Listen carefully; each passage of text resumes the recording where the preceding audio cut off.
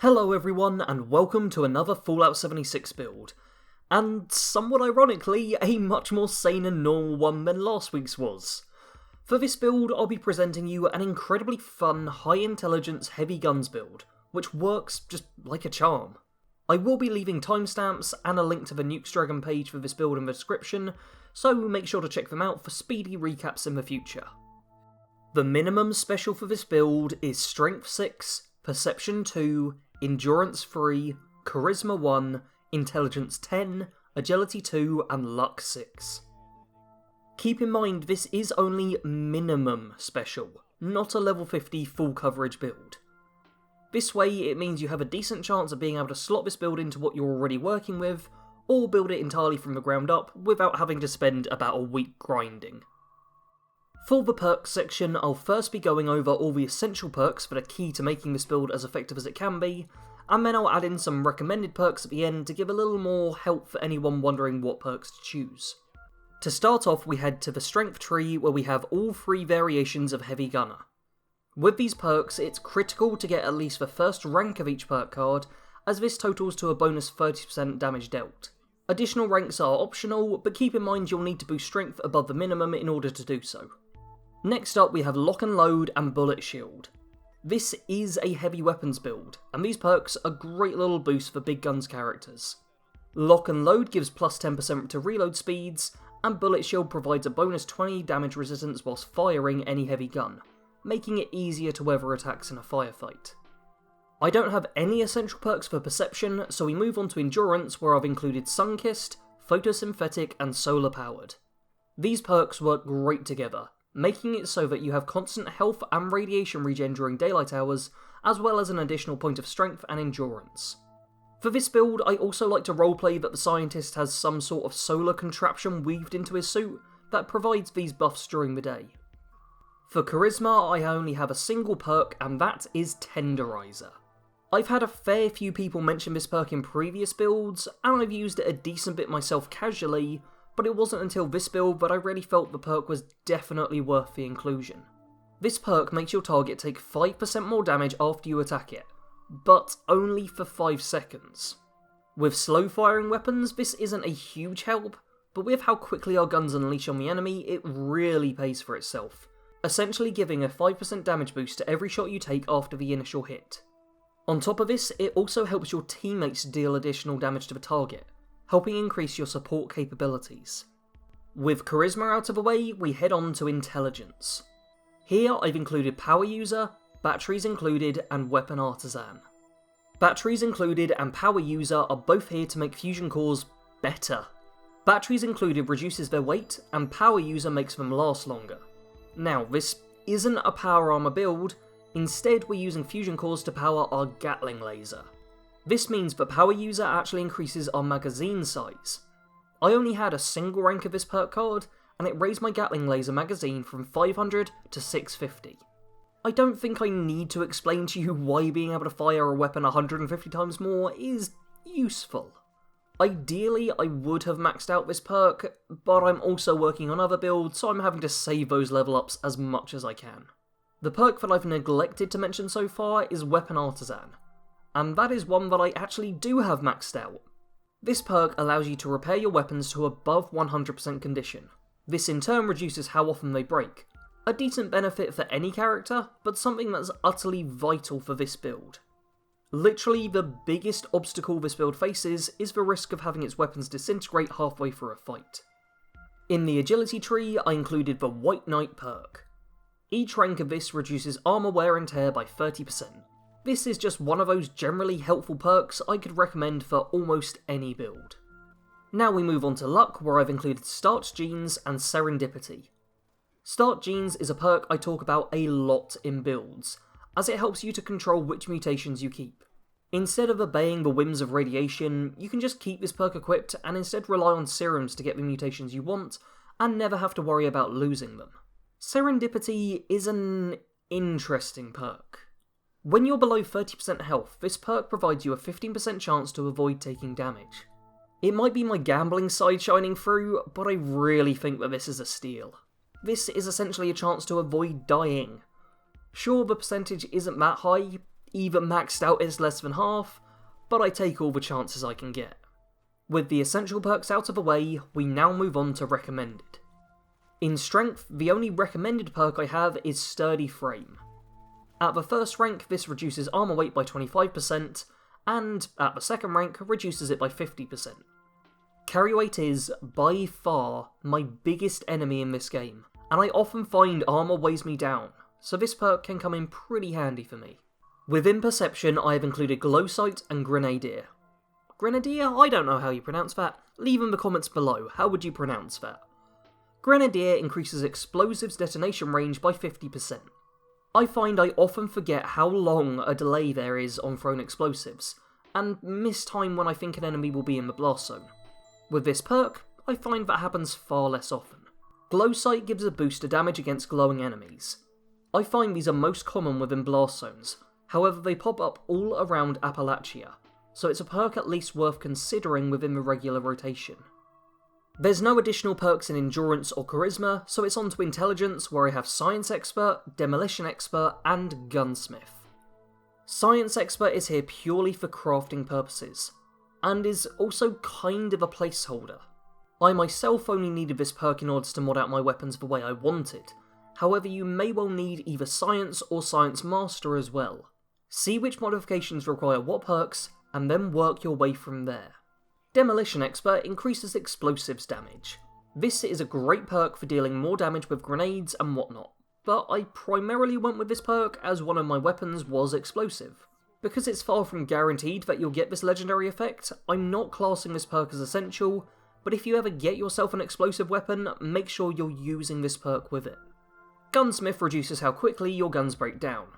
This is quite handy for a build with weapons that break very quickly.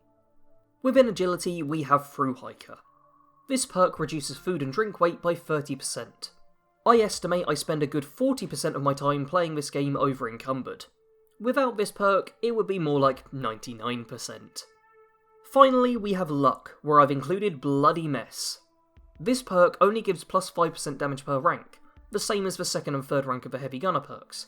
However, its big benefit is that it covers every single weapon out there. Not only does this mean you'll be dealing more damage with your main two weapons, but it also means that, if both your weapons break, you can pick up any old gun and still get a bit of a buff with it. As weapons for this build, we have a Cryolator and a Gatling Laser. I got incredibly lucky with the ones I got for this build, as they are both 3-star legendaries. The Cryolator in particular has the explosive effect, which made it an absolute killing machine. I'm going to try and ignore the legendary effects for the most part when covering builds, as they're randomised on drops, and I feel it's a bit cheap to design a build based entirely around very specific random loot drops. As for modding out these weapons, I kept things pretty simple, mostly because I only had a handful of mods unlocked for each. With the Cryolator, I kept the standard barrel as this kept the condition high, and I didn't feel I needed any more range with it. Likewise, I didn't go for charging barrels on the Gatling Laser, as, despite increasing the base damage, the fire rate drops so much that it makes the DPS significantly worse. What I did add on though was a Gamma Wave Emitter. This added fire damage to the weapon, which I felt was very fitting, as I then had one ice-based weapon, and another with the opposite element. For armour with this build, you really can go for whatever the best practical stuff you have is. Once again, with the randomness of loot in this game, I feel it's unfair to base a build too much around legendary effects you might not be able to get your hands on. What I can recommend though are the aesthetic pieces to go for. With this build, I had equipped the medical goggles and senior scribe's uniform. These pieces fitted perfectly with the look I wanted, and really helps to show off the scientific side of this character, without making him look too out of place in the wasteland. There's a lot of mutations I potentially could recommend for this build, but I think it's more important I highlight a mutation you really don't want. This mutation is Grounded. What this does is reduce the amount of energy damage you take, but also reduce the amount you dish out. For this build, this is a really crippling mutation, so I'd advise taking Radaway immediately if you ever pick it up. My main character has Healing Factor, Marsupial, and Speed Demon as its mutations. However, I wouldn't say these are in any way critical to the build. That being said, they are all pretty great, and they're what I'm keeping as I find they benefit pretty much any build out there. I'm not entirely sure where to start with the playstyle for this build. This is a really powerful build, but the problem with that is it also has some major drawbacks. I often see people posting about how they've come up with the most powerful build out there, but in almost every single example, the build also has some glaring weaknesses. For this build, there are two big weaknesses: ammo and weapon condition. Weapon condition is something I've already gone over, but it's worth reiterating. Your weapons break in no time. Make sure you're regularly repairing them and be prepared for them to snap in, like, the halfway point of a fight. Try to make sure that if one is running out of condition, you're making sure the other is going to survive a while. Worst case scenario, be willing to pick up weapons you find lying around and use them instead. I had a situation where both my weapons broke within seconds of each other, and I had to equip a combat rifle I'd been given as a quest reward a few minutes prior. Be willing to adapt and you'll be fine.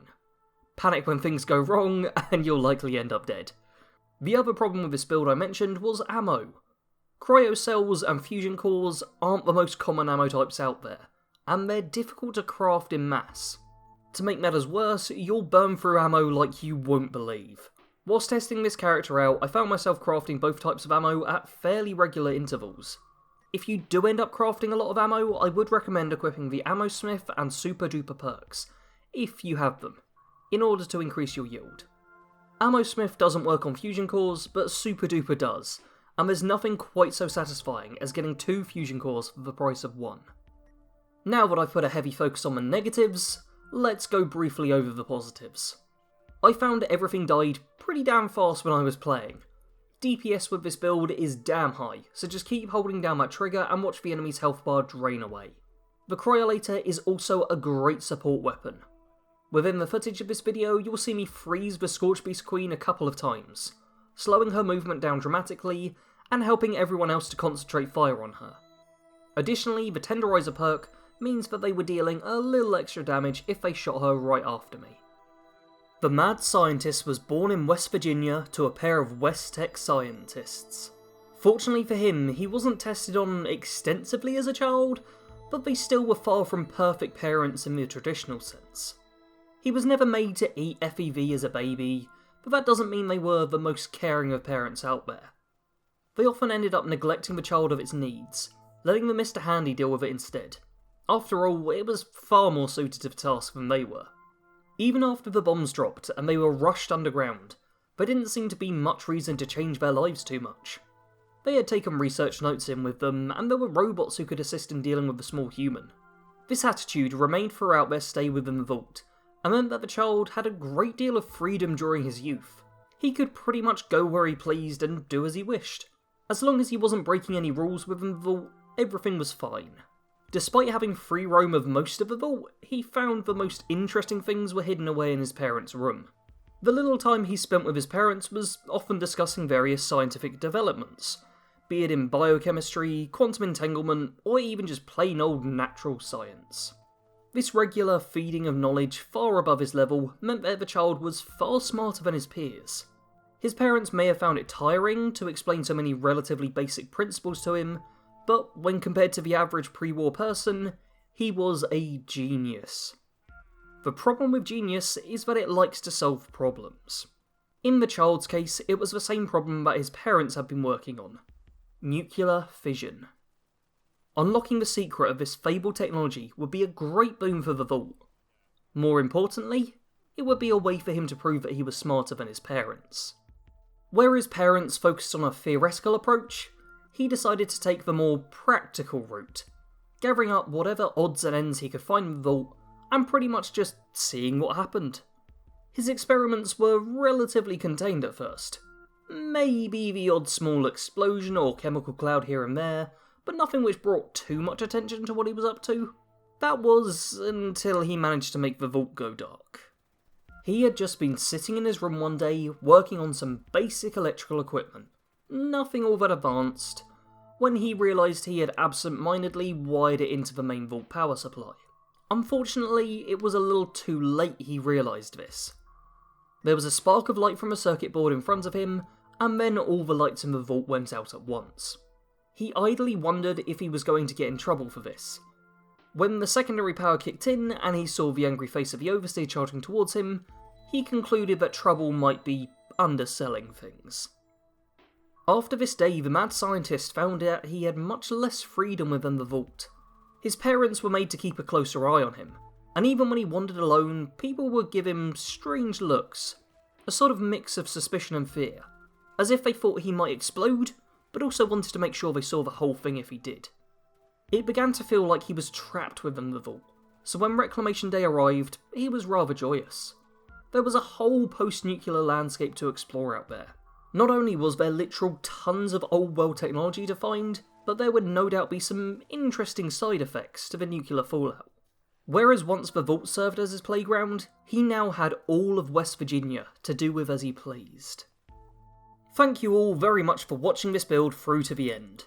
If you did enjoy, please do leave a like and feel free to comment below with any suggestions you have, or if there were any parts of the build you particularly liked, as this really helps me to improve upon my content. If you're new to the channel, make sure you're subscribed, and if you want to support me further, consider taking a look at my Patreon page. As always, thanks for watching. Sarge out.